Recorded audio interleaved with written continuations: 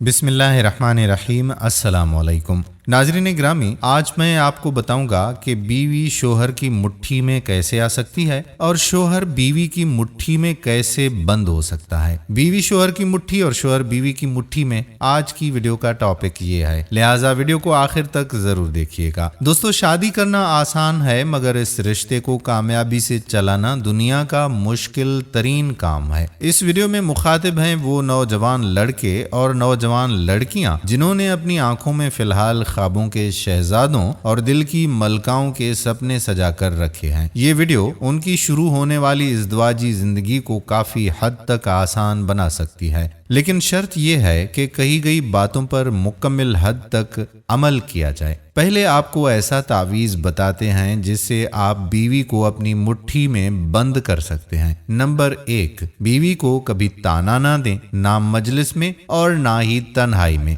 Number 2, बीवी के दिन दिहाड़े याद रखें, इस्ताअत के मुताबिक उन्हें लाजमी मनाएं। नंबर 3, बीवी के तैयार होने पर, नए कपड़े पहनने पर, बिलखुसूस और आम हालात में भी उसकी तारीफ जरूर करें। नंबर 4, आम हालात में जब भी जेब इजाजत दे तो कोई ना कोई तोहफा अपनी बीवी को जरूर दे दिया करें। नंबर 5, अगर कभी गलती से खाना पसंद का ना बने उस पर नुक्ता चीनी ना करें। अगर बेजर्र से मजाह की शक्ल में गलती की तरफ मुतवज्जा करने की सलाहियत हो तो जरूर मुतवज्जा करें। नंबर 6, अपने ससुराली अजीजों की गैर मौजूदगी में उनका जिक्र मोहब्बत और एहतराम से करें और उनके घर आने पर उनकी इज्जत व एहतराम वैसे ही करें जैसे अपनों का करते हैं। नंबर 6, अपनी माली इस्ताअत के मुताबिक जब भी मौका मिले कहीं बाहर घुमाने फिराने या खाना खाने के लिए बीवी को जरूर लेकर जाया करें। तो ये चंद नुकात हैं, अगर इन पर आप अमल करेंगे तो बीवी आपकी मुट्ठी में बंद होगी। अब मैं अपनी बहनों को बताऊंगा कि शोहर को मुट्ठी में कैसे बंद कर सकती हैं। इसके लिए तावीज़ मुलाख्ता कीजिए। नंबर 1, शोहर को वक्त पर नाश्ता दें, साफ सुथरे इस्त्री शुदा कपड़े और हंसते मुस्कुराते चेहरे के साथ एक अदद रोमांटिक डायलॉग या बोसा देकर घर से कारोबारी जिंदगी के लिए अपने शोहर को रवाना करें। नंबर 2,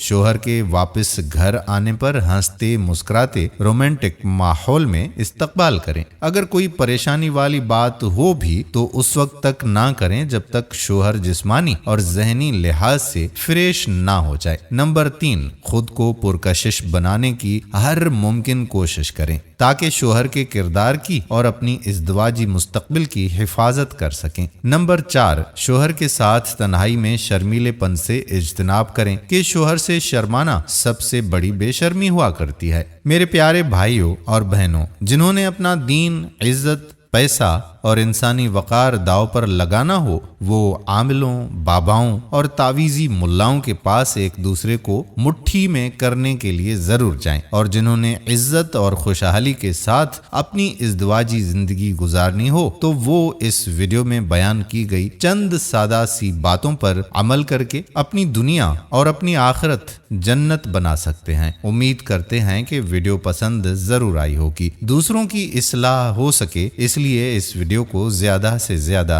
शेयर करें। आने वाली वीडियो तक अपने मेजबान कादिर बख्श कल्होड़ो को इजाजत दीजिए। अल्लाह हाफिज।